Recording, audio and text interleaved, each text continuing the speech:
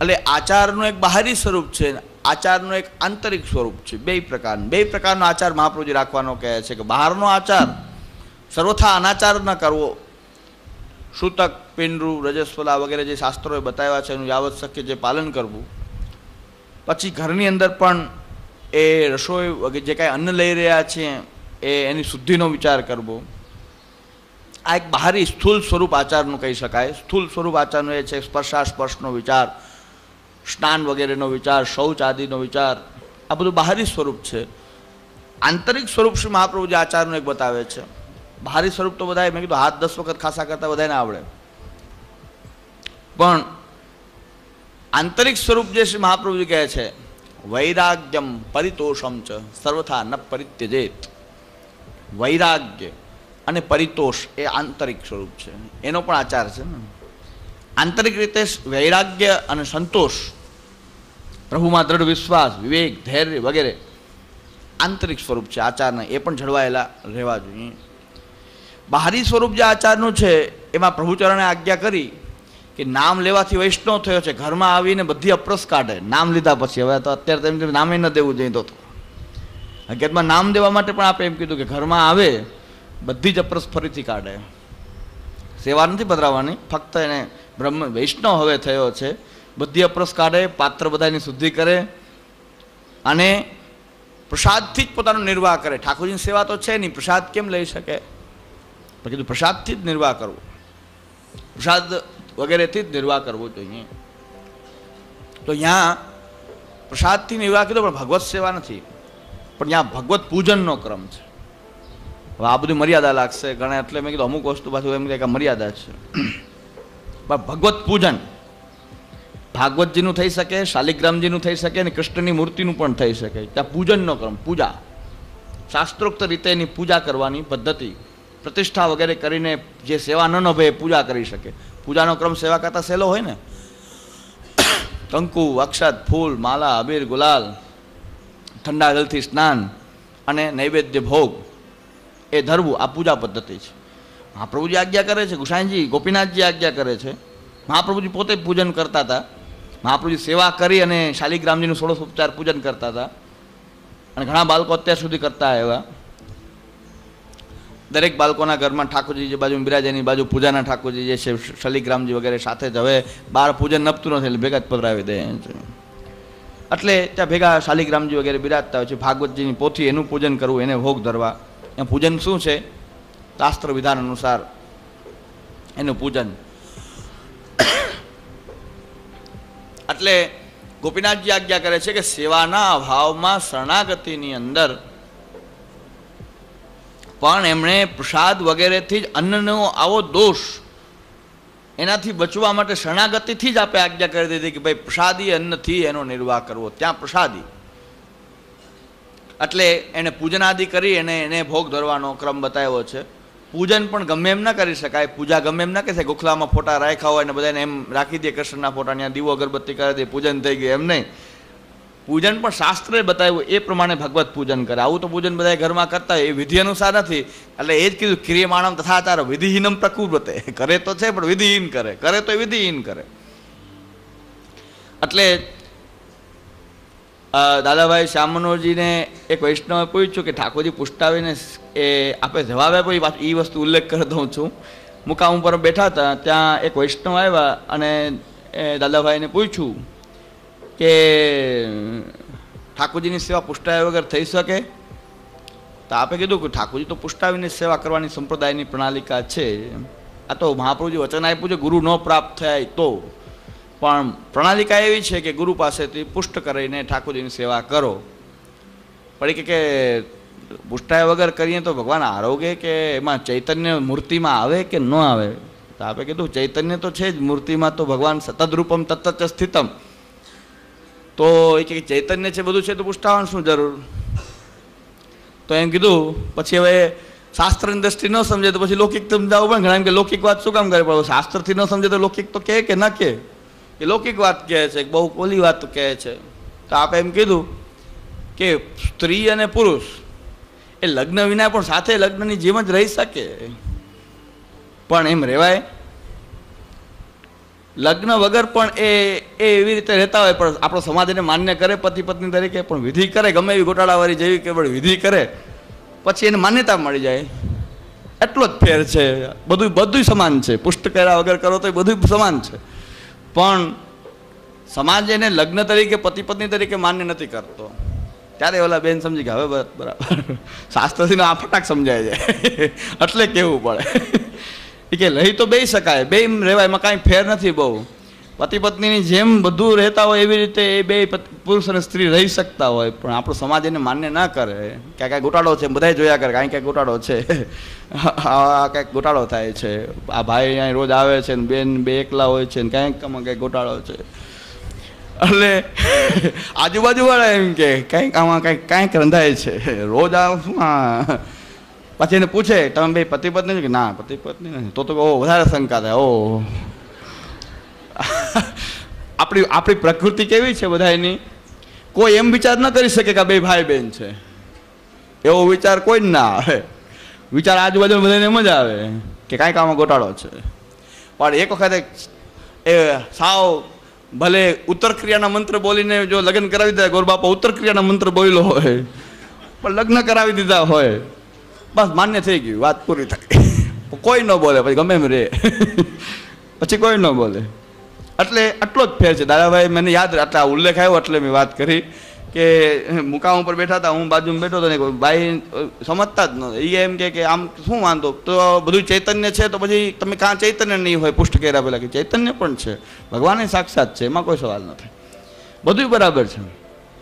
ફેર એટલો જ છે, પેલો વિધિહીન છે, આ વિધિપૂર્વક છે. હવે પૂજા ઘણા કરતા હોય ફોટા રાખીને એને દીવો અગરબત્તી કરીને જેમ એને ઠીક પડે એમ પૂજા કરે, પણ વિધિહીન કરે. કે ભાઈ ઘણા એમ કહેતા હોય છે કે પુષ્ટિ જીવ કે દૈવી જીવ હશે એટલે જ તો બ્રહ્મ સંબંધ થયું હશે ને. આ કોઈ પ્રમાણ નથી કે પુષ્ટિ જીવ હશે એટલે જ બ્રહ્મ સંબંધ થયું હશે. નહીં, બ્રહ્મ સંબંધથી નક્કી નહીં થાય, પણ એના બીજા ગુણોથી નક્કી થશે. બ્રહ્મ સંબંધનો ઉલ્લેખ જ મહાપ્રભુજી આખા ગ્રંથમાં બ્રહ્મ સંબંધનો ઉલ્લેખ જ નથી કર્યો. જોઈ લો આખો ગ્રંથ, આ પુષ્ટિ પ્રવાહ મર્યાદા ભેદમાં ક્યાંય પણ મહાપ્રભુજીએ બ્રહ્મ સંબંધનો ઉલ્લેખ નથી કર્યો કે બ્રહ્મ સંબંધ દીક્ષા કે નામ દીક્ષા વગેરેનો ઉલ્લેખ નથી કર્યો. પણ દીક્ષાઓ કેના માટે છે? બ્રહ્મ સંબંધ પુષ્ટિ જીવ હોય એનું પરીક્ષણ થાય કે આ પુષ્ટિ જીવ છે, તત્પશ્ચાત એ પુષ્ટિ જીવ સેવા કરવાની યોગ્યતા ધરાવતો હોય તો એને બ્રહ્મ સંબંધ આપવું જોઈએ. હવે ઘણા એમ કહે છે કે મહાપ્રભુજીના પ્રસંગો જોઈએ છે 84 ને 252, તો એમાં કેટલાક વૈષ્ણવને મહાપ્રભુજીએ બ્રહ્મ સંબંધ આપી દીધું, પછી એમણે પૂછ્યું કે અમારો અધિકાર કર્તવ્ય શું, અને ઘણાએ સેવા નથી પધરાવી છતાં મહાપ્રભુજી એમણે બ્રહ્મ સંબંધ આપ્યું છે. તો પાછું આટલું મગજ દોડે છે આપણું, હજી એક બાજુ મગજ નથી દોડતું. એ જરાક જ્યાં નથી દોડતું ત્યાં હું દોડાવું છું. તમારું ધ્યાન જ્યાં ન પડતું અહીંયા હું પ્રકાશ નાખું છું કે અહીં પણ ધ્યાન આપો. આટલું ધ્યાન બધા વારંવાર દોડતા હોય છે કે તમે એમ કહો છો કે દીક્ષા કોના માટે છે? સેવા કરવા માટે. બ્રહ્મ સંબંધ દીક્ષા એ સેવાનો અધિકાર છે, ભાગવત સેવાનો અધિકાર. બહુ ઊંચી દીક્ષા છે, કાંઈ જેવી તેવી દીક્ષા નથી, દિવ્ય દીક્ષા છે, એમાં કોઈ શંકા નથી. પણ જે રીતે આપણે એનું મહત્વ સમજી રહ્યા છીએ એવી રીતનું મહત્વ નથી, પણ એનું મહત્વ સેવા કરનારો માટે તો ખૂબ જ છે, બહુ મહાન છે. પણ આપણે જે રીતે કંઈક મહત્વ સમજતા હોઈએ કે જીવ પુષ્ટિ થઈ જાય કે પુષ્ટિ હોય તો જ એને બ્રહ્મ સંબંધ થાય, આ બે શક્યતા એ આપણી રીતે આને વિચારી શકાય એમ નથી. એને પુષ્ટિ પ્રવાહ અને મર્યાદા ભેદની એ ચાળણીથી ચકાસવું પડશે, એને ચાળવું પડશે કે આ મર્યાદાનો છે કે પુષ્ટિનો છે કે એ પ્રવાહનો છે. એની ચાળણી તો મહાપ્રભુજી બતાવે છે. આપણે આવી ચાળણી નક્કી કરી લઈએ કે ભાઈ બ્રહ્મ સંબંધ કર્યું એટલે પુષ્ટિ થઈ ગયો, કાં પછી પુષ્ટિ હશે તો જ બ્રહ્મ સંબંધ થયો હશે. આ બે વસ્તુ શ્રી મહાપ્રભુજીના એ દ્રષ્ટિકોણથી યોગ્ય નથી થતી. આપણી વ્યવસ્થા છે. મહાપ્રભુજી જેમ કે એમ ચાલવું પડે એ આપણને વ્યવસ્થા લાગતી હોય, અમને કોકને સૌભાગ્ય લાગતું હોય, ઘણા એને વ્યવસ્થા લાગતી હોય કે આમાં ચાલવું જ પડે ને, હવે મહાપ્રભુજીના આપણે બીજું કરવું શું. ઘણા એને વ્યવસ્થાનો અનુભવ થતો હોય, ઘણાને સૌભાગ્ય લાગતું હોય કે જે મહાપ્રભુજી આજ્ઞા કરે એમ કરવું એ તો આપણું સૌભાગ્ય છે. એ તો આપણું સૌભાગ્ય છે કે આપ આજ્ઞા કરી રહ્યા છે, આપણને દોરવણી આપી રહ્યા છે, એ પ્રમાણે આપ ચાલી રહ્યા છે. ઘણાને સૌભાગ્ય લાગે, ને ઘણાને મન કંઈક બીજે દોડતું હોય, મહાપ્રભુ સિદ્ધાંત વિરુદ્ધ, એને વ્યવસ્થા લાગે કે ભાઈ મહાપ્રભુજી નથી કીધું એટલે આ કરવું જ પડશે, બીજો કોઈ રસ્તો નથી. બે વસ્તુ છે. આ બે વસ્તુ શું કામ છે? આજનો વિષય બહુ સુંદર છે. પુષ્ટિ જીવોના પ્રકાર, મર્યાદા જીવોના પ્રકાર અને પ્રવાહી જીવોના પ્રકાર કેટલી પ્રકારના હોઈ શકે, એનો બહુ સુંદર આજનો વિષય આપણો છે. આપણે સર્ગ ભેદ જોયો, પ્રમાણથી ભેદ જોયો, સર્ગથી ભેદ જોયો, ફલ એમને અલગ અલગ થાય છે, એ ફલનો પણ ભેદનો સૂક્ષ્મ ઉલ્લેખ આગળ શ્રી મહાપ્રભુજી કર્યો, એ પણ આપણે જોયો કે મુલેચ્છાત ફલમ લોકે વેદોક્તમ વેદિકે પિચ કાયેન તો ફલમ પુષ્ટો ભિન્નૈચ્છાતોપી નૈ કથા. એટલે ભગવાનની અલગ અલગ ઈચ્છાથી અલગ અલગ પ્રકારનું ફલ અલગ અલગ સૃષ્ટિને થતું હોય છે. ફલ દરેકને મળે છે, દરેકનું કંઈક ફલ નિયત છે, નિશ્ચિત છે. અલગ અલગ ફલ એ એમને થતું હોય છે. ભગવાન એવ હિ ફલમ યથા આવિર્ભવેત ભુવિ, એ આગળ આજ્ઞા કરશે પુષ્ટિજીવો માટે. પણ ટૂંકમાં ઉલ્લેખ કર્યો કે મુલેચ્છાત ફલમ લોકે વેદોક્તમ વેદિકે પિચ કાયેન તું ફલમ પુષ્ટો ભિન્નૈચ્છાતોપી નૈ કથા. સૂક્ષ્મ ઉલ્લેખ કર્યો છે, વहाँ વિસ્તારથી કરે છે આગળ કે અલગ અલગ પ્રકારની ભગવાનની ઈચ્છાથી પુષ્ટિજીવોને, પ્રવાહી જીવોને અને મર્યાદા જીવોને અલગ અલગ ફલની પ્રાપ્તિ થાય છે. એટલે ફલમાં પણ ભેદ, સર્ગમાં પણ ભેદ, ફલનો ભેદ, સર્ગનો ભેદ, પ્રમાણથી ભેદ, એની ઉત્પત્તિનો જે પ્રકાર છે સર્ગ, એમાં પણ ભેદ, જીવ, દેહ અને કૃતિ, એનો પણ ભેદ. મહાપ્રભુજી કહે છે આટલા આટલા ક્વોલિટીઝ જોવી જોઈએ, એનો જીવ, એનો દેહ, એની ક્રિયા.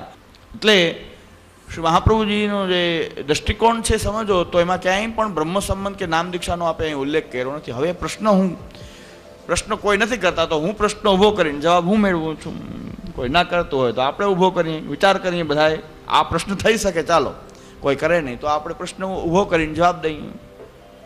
આમાંથી ગ્રંથને લગતું શું વિચાર થઈ શકે કે શ્રી મહાપ્રભુજીના ઘણા વૈષ્ણવ એ દલીલ કરતા હોય છે પરંપરાવાદી, સિદ્ધાંતવાદી અને પરંપરાવાદી, આ બે પ્રકારની એ બ્રાન્ચીસ કે શાખાઓ આપણી અંદર વિસ્તાર પામી છે. એક પરંપરાવાદી, પછી એ પરંપરા કેવી આંધળી પરંપરા, અને એક છે સિદ્ધાંતવાદી કે જે બે ગ્રંથને અનુસાર કોઈ પરંપરા હોય તો એને માન્ય કરે.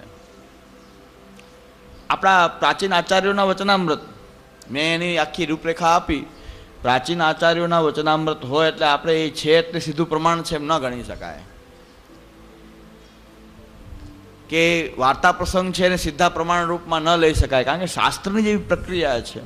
શ્રુતિ, સ્મૃતિ, સદાચાર અને સ્વરુચિ, આ ત્રણેયનો પ્રમાણથી ઉત્તરોત્તર જે છે એનું એ પ્રમાણ જે છે એ પ્રામાણ્ય, સ્મૃતિઓનું પ્રામાણ્ય શ્રુતિથી, સદાચારનું શ્રુતિ અને સ્મૃતિ બંનેથી. પણ બધાને સદાચાર હોય, શ્રુતિ હોય એ પણ વેદ અનુકૂળ હોવી જોઈએ. એટલે બધાનું એ ઉપર એ વેદનું નિયંત્રણ છે. વેદનું નિયંત્રણ બધા ઉપર આવશે. સ્મૃતિ પણ ઋષિઓની વાણી અલગ અલગ થશે. તમે સૂતક નિર્ણય જોશો, આશોત નિર્ણય જો તો એક એમ કહી રહ્યા છે કે 3 રાત્રિનું હોય, એક એમ કહી રહ્યા છે કે 1.5 રાત્રિનું, એક એમ કહે છે કે અહોરાત્ર ખાલી એ 1 દિવસ માત્રનું. કોઈ 1.5 બતાવે, કોઈ 1 બતાવે, કોઈ 3 બતાવે. તો શ્રુતિઓ, સ્મૃતિકારો બધાએ એ ઋષિઓ હતા, બધાએ અલગ અલગ નિર્ણય આપ્યો. હવે શું કરવું? ત્યારે આપણે નિર્ણય એમ થાય છે કલિકાલની અંદર પારાશરની સ્મૃતિમાં જે કીધું હોય એને પ્રમાણ માનવું, પારાશરની સ્મૃતિને પ્રમાણ માનવું.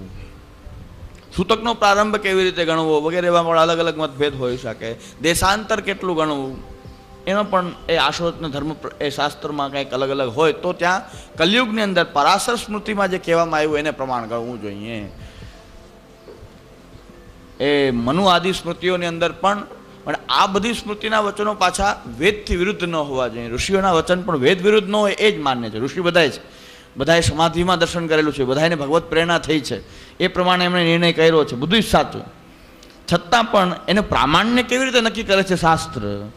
તો કહે છે કે શ્રુતિથી વિરુદ્ધ ન હોવા જોઈએ. ભલે એમને જે કાંઈ પ્રેરણા થઈ હોય, ભગવત પ્રેરણા એમને જે પ્રકારની અલગ અલગ થઈ હોય, પણ શ્રુતિથી એ વિરુદ્ધ ન હોવી જોઈએ. એટલું સ્મૃતિઓ ત્યાં સુધી પ્રમાણ છે. એવી રીતે આપણે ત્યાં સૌથી ઉપર નિયંત્રણ છે આખા સંપ્રદાયમાં. શ્રી મહાપ્રભુજી શ્રી ગોપીનાથજી અને શ્રી ગુસાઈજી, આ ત્રણ જે આચાર્યો જે છે એના વચનોને શ્રુતિ વચનો કહેવાય છે આપણે ત્યાં. એમના વચન એ વેદ વચન છે. ત્યાર પછીના વ્યાખ્યાકારો જે છે એમના વચન જે છે એ શ્રી મહાપ્રભુજીથી વિરુદ્ધ હોય તો એ પણ ગ્રાહ્ય નથી હોતા. પછી બીજા આચાર્યોની ક્યાં વાત કરી, પછી બધા કોઈ પણ આચાર્ય હોય એમની અંગત ભલે ભગવત પ્રેરણા હોય કે અંગત એમને કોઈ ભાવના હોય, પણ એનું પ્રામાણ્ય નથી, એને અનુસરણ ન કરી શકાય, એને સિદ્ધાંત ન બનાવી શકાય. એવી જ રીતે ભગવત ભક્તોની વાત કરીએ તો ભક્તોના ચરિત્ર પણ એવા છે કે જેની અંદર રહેલું ચરિત્ર એને આપણે પ્રમાણરૂપે સીધું ન સ્વીકારી શકાય, પણ એની ચકાસણી મહાપ્રભુજી ગોપીનાથજી ગુસાઈજીના વચનો, ત્યાર પછીના આચાર્યોએ કરેલી વ્યાખ્યાઓ, એના આધારે એનું પ્રામાણ્ય નક્કી કરવું જોઈએ. આટલું આપણને વિચાર કરીએ તો બધું સમજાઈ જાય, પણ આ નથી કરવું. હવે ઓલો ઉજ્જડ ગામમાં એરંડો પ્રધાન એને 84,252 સિવાય કંઈ જોયું જ નહીં, એટલે આ એવું એ પ્રમાણ, આ એવું એ પ્રમાણ, એમ પ્રમાણ ન નક્કી થાય. એવી રીતે પ્રમાણ ન નક્કી કરી શકાય.